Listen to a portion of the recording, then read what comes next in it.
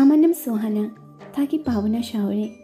একদিন এক বান্ধবী নাম সুমি বলল, এই আমি আগামী ছুটিতে বড় আপার বাসায় যাব, তুই যাবি আমার সাথে? রোমানা আপা এখন কোথায় থাকে তা বললি না, আগে কিভাবে বলি যাব কি না? ও হ্যাঁ, এই দেখ, আসল কথাই বলা হয়নি। শোন, বড় আপা এখন চিটাগাং থাকে, যাবি?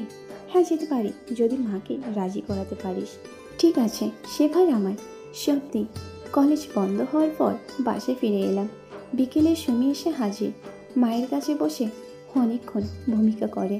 আসল কথা বলল, খালাম্মা আমি পরশুদিন চিটাগাং যাব বড় আপার বাসায়, সোহানাকে আমার সাথে যেতে দেবেন?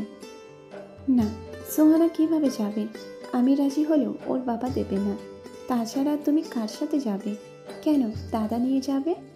আমি কয়েকদিন থাকবো, দাদা আমাকে রেখে চলে আসবে, আবার বড় আপার সাথে আমরা ফিরবো। কয়দিন থাকবে? বেশি না, মাত্র 1 সপ্তাহ। ও, রোমানা আসবে?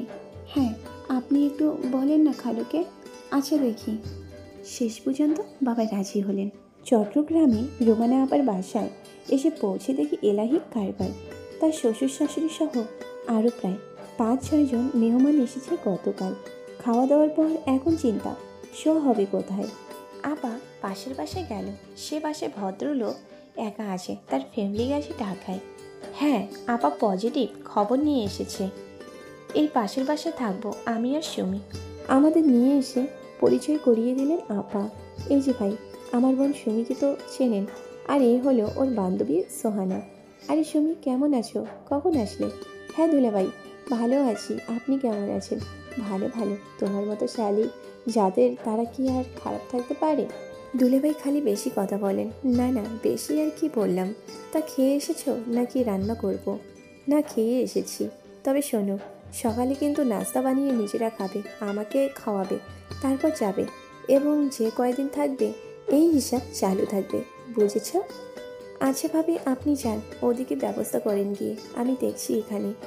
ওরা এই রুমেই থাকবে, আমি দেখিয়ে দিচ্ছি। আসো তোমরা আমার সাথে। পাশের রুমে নিয়ে গেলেন, বিছানা দেখিয়ে বললেন, সুমি তুমি তো চেনো সব, তাহলে শুয়ে পড়ো, অনেক লম্বা জার্নি করে এসেছো। আমি সিরিয়ালটা দেখে শোবো। না না, আমরাও দেখব। দেখবে? তাহলে আসো, দেখো। টিভি দেখার ফাঁকে ফাঁকে নানান আলাপ, গল্প, হাসি তামাশা হচ্ছিল। এর মধ্যে দুলা ভাইয়ের সাথে সম্পর্কটা বেশ ভালো হয়ে এলো। বলেই ফেললাম, বাহ দুলা ভাই, আপনি এত সুন্দর করে কথা বলেন। সুমি আগে আপনার কথা কিছু বলেনি। না, কি আর কথা বলা, এই তো এমনি আর কি। আচ্ছা তোমরা চা খাবে? লম্বা জার্নি করেছো, ভালো লাগবে। কে বানাবে? আপনি বানাবেন? মাথা খারাপ, 2টা শালি ঘরে থাকতে কোন বোকা চা বানিয়ে খাবে বলো? সুমি বলল, না দুলাভাই, আমি বানিয়ে আনছি, আপনি বসেন। আমি সুমির সাথে রান্না করে গেলাম, চায়ের কাপে এনে দুলাভাইয়ের হাতে দিলাম। উনি খুব খুশি হলেন। কি ব্যাপার তোমাদেরটা? না, এখন চা খেলে ঘুম হবে না, আপনার জন্যই বানালাম। দেখো দেখি কাণ্ড, তোমরা খাবে না জানলে আমিও বাদ দিতাম। চা শেষ হবার সাথে সাথে সিরিয়ালও শেষ। দুলাভাই এখন শোয়া যায়। হ্যাঁ চলো, মশারিটা টানিয়ে নাও, রাতে ভয় পেলে আমাকে ডাকবে। আচ্ছা দুলাভাই। সুমির মশারি টানানো হলে আমি ভেতরে ঢুকি, জিজ্ঞেস করলাম, এই দুলাভাই কি বাচ্চা আছে? হ্যাঁ, এক মেয়ে। কেন, আফসোস হচ্ছে? চুপ করবি না, আপাকে ডাকবো। শুয়ে শুয়ে ভাবছিলাম, দুলাভাই বেশ আলাপি লোক, চেনা নেই জানা নেই, এইটুকু সময়ের মধ্যে কেমন আপন করে নিয়েছে। চেহারাটা কি হ্যান্ডসাম, যেমন লম্বা তেমন পেটা শরীর, কি সুন্দর তার কথা বলা। এ ভাষায় আপাটাকে ডাকি, যদিও তাকে দেখি নাই, তবুও মনে হলো একটু হিংসা হয়েছে। এমন পুরুষ মানুষ কয়জন নারীর ভাগ্যে জোটে। অথচ আপা যখন নিয়ে আসছিল, ভাবছিলাম কোথায় না কোথায় নিয়ে যাচ্ছে। কিরে সোহানা, ঘুমাচ্ছিস না? না রে, ঘুম আসছে না, কি করব? ও বুঝেছি, দুলাভাইয়ের কথা ভাবছিস। দূর, কি যে বলিস না তুই। বাইরে খারাপ বললাম কি সে শুনি? তোর যেমন পছন্দ দুলাভাই একেবারে হুবহু, তাই যদি তার বউ বাচ্চা না থাকতো তাহলে আমি প্রস্তাব দিতাম। আচ্ছা রাত কত হয়েছে দেখেছিস, এখন ঘুমাবার চেষ্টা কর। পরের রাতে আবার এলাম, দেখি দুলাভাই টিভি দেখছে, সাইড টেবিলে চায়ের খালি কাপ। কি দুলাভাই, কি দেখছেন? আরে আসো আসো শালিকা, বসো, বলো কি খেদমত করতে পারি? না, আপনাকে খেদমত করতে হবে না, আপনার জন্য কি করব তাই বলেন। যা দরকার তা তোমরা পারবে না। কেন পারবো না বলেই দেখেন না পারি কিনা। চা বানাবো, তোমরা খাবে? না, তাহলে থাক। থাকবে কেন, এক্ষুনি আনছি। দেখো যদি পারো ভালো হয়। সেই সন্ধ্যা থেকে ভীষণ মাথা ধরেছে। টিভিতে আমার প্রিয় একটা সিরিয়াল চলছিল, কিন্তু সুমির ঘুম পাচ্ছিল বলে ও ঘুমোতে চলে গেল। আমি কি করি ভেবে রয়ে গেলাম। দেখিয়ে যাই। চা খেয়ে দুলাভাই বললেন, একটু কড়া করেছো বলে চাটা ভালো হয়েছে। দেখি যদি মাথাটা ছাড়ে। কি দুলাভাই, আপনার চোখ এমন লাল হয়ে আছে, কপালের পাশে রক ফুলে গেছে কেন? ওই যে বলছি না, মাথা ধরা। এটা আমাকে খুব কষ্ট দেয়। টিভি দেব? না থাক, তুমি বেড়াতে এসেছো, আবার কি মনে করবে? কী যে বলেন দুলাভাই, কি মনে করব? আপনার কষ্ট হইতেছে তো। না, আমার এই যে ঘাড়ের নিচে এখানে ভিক্স মালিশ করতে হয়, এমনি হবে না, ঝামেলা আছে। তুমি পারবে না। এই জন্য আমার গিন্নি আমাকে ছেড়ে সাধারণত কোথাও যায় না। এই যন্ত্রণাটা খুব খারাপ। আমি এতক্ষণ শুয়ে পড়তাম, তোমাদের জন্য বসে রয়েছি। আচ্ছা সবই ঠিক আছে, এখন আপনি কোনো কথা না বলে চলেন, বিছানায় শুয়ে পড়েন। আমি আপনার ভিক্স মেসেজ করে দেই। আমি ভালো মেসেজ করতে পারি। আমার মার আর টিসির ব্যথা আছে তো, সবসময় করতে হয়। কিন্তু সুমি দেখলে কি বলবে, আর পাশে ভাবি শুনলেই বা কেমন হবে। আরে দূর, সুমি ঘুমিয়ে পড়েছে, আপনি জানেন না ওর ঘুম মরার মতো। আর আমি কি দেশ জুড়ে বলে বেড়াবো যে আমি দুলাভাইয়ের মাথা টিপে দিচ্ছি? আর জানলেই বা কি আসে যায়, অসুস্থ মানুষের সেবা করতে হবে না?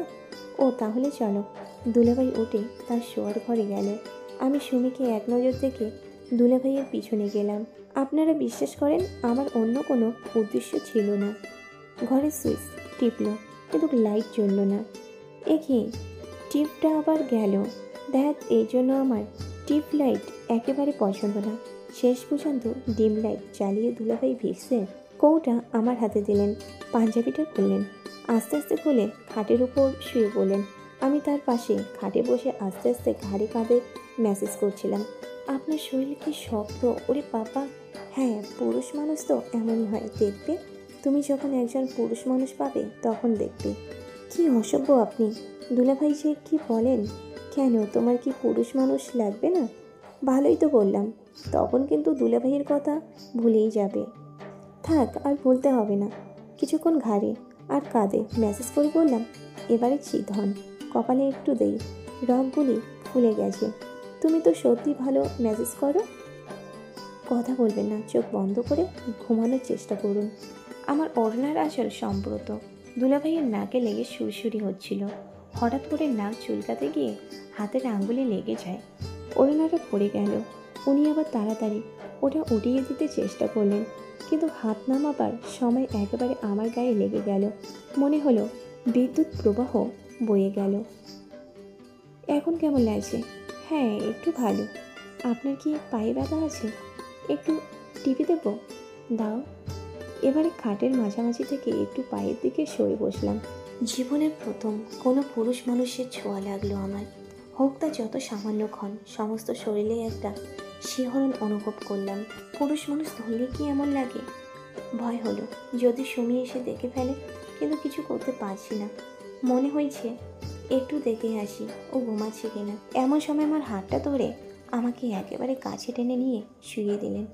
আমি একেবারে বন্দি। দুলাভাই, কি করছেন? ছাড়েন, সুমি এসে দেখে ফেলবে। কানের কাছে মুখ এনে ফিসফিস করে বললেন, কিছু হবে না, তুমি থাকো, আমি দেখে আসছি। সুমি কি করে? উঠে দেখে আসলেন। আমার পাশে এসে ফিসফিস করে বললেন, সুমি ঘুমে বেহুশ। কি যে বলো, সুমি দেখবি তাহলে, ওকেও সাথে নিয়ে নেব।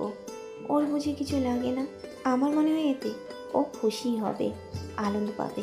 নাকি তোমার হিংসা হবে, ভাগ হয়ে যাবে বলে? আমি কল্পনাও করতে পারি নাই যে এই লোককে এই বেশি দেখব। সাথে সাথে আমি চোখ বন্ধ করে ফেললাম। আহা, চোখ বন্ধ করলে কেন? তাকাও না, তাকিয়ে দেখো, তোমার জন্য আজ আমি সব দিয়ে দেব। আমার যা আছে সব দেব, তুমি না দেখলে কেমন হয়? কানে কানে বললেন, এতক্ষণ তুমি করেছ, এবারে দেখো আমি কি করি। তোমাকে বলছি না, একটা নতুন খেলা শেখাবো। এই খেলার নাম কি জানো? এই খেলার নাম হলো প্রেম লীলা, বুঝছো? 10 মিনিট পর দুলাভাই বললেন, এই খেলায় একজন পুরুষ আর একজন মহিলা প্লেয়ার থাকে। এটা হলো পৃথিবীর সেরা খেলা, অথচ মাত্র 2 জনে খেলে এবং কোনো দর্শক থাকে না। আমরা কিন্তু অলরেডি খেলা শুরু করে দিয়েছি এবং দ্বিতীয় অংশ হয়েও গেছে। এখন হবে তৃতীয় অংশ, এরপর হবে ফাইনাল এবং এই খেলার কোনো হার জিত নেই, সবাই সমান। মোট কথা হলো খেলার অংশ গ্রহণ করা। এভাবে চলে গেল আরও 10 মিনিট। কি বলবো, সে এক চমৎকার প্রাকৃতিক দৃশ্য।